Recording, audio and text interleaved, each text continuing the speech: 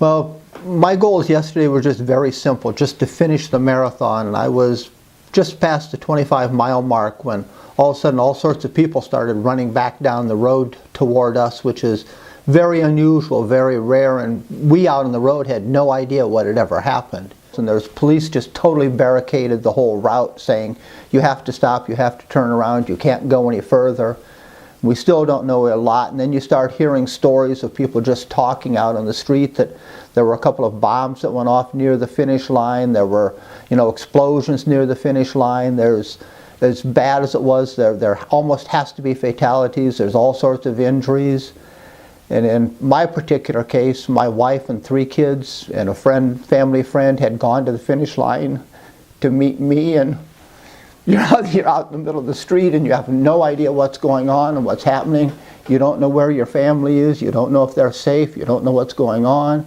My wife and daughter and a family friend headed back to the apartment we were staying at, and my 2 sons headed out to try to find me. And of course, in all the chaos, it took me a while to find out what was going on, what was happening. People are coming out of their homes all over the place, offering food, drink, comfort, saying we have an internet. We can't use our cell phone, but we'll try to do whatever we can for you. There was just a lot of great people out there, local residents who were trying to help in any way they could. When the dust started settling a little bit, decided I was just going to head down Mass Avenue and try to make my way back to this apartment we were staying at, when I just literally stumbled into my 2 sons.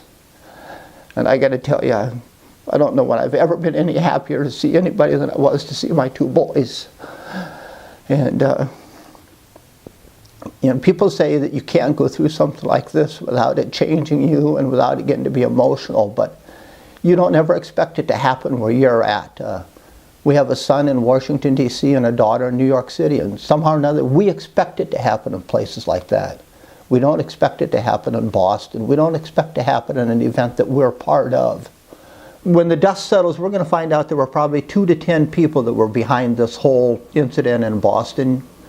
But compared to the thousands and thousands of people who did good afterwards, there's just no comparison. You can't let evil trump the good, and you have to look at the good and respect the good and embrace it, because there's a whole lot more good than evil. And if I know anything, next year Boston will be bigger, it'll be better, it'll be stronger.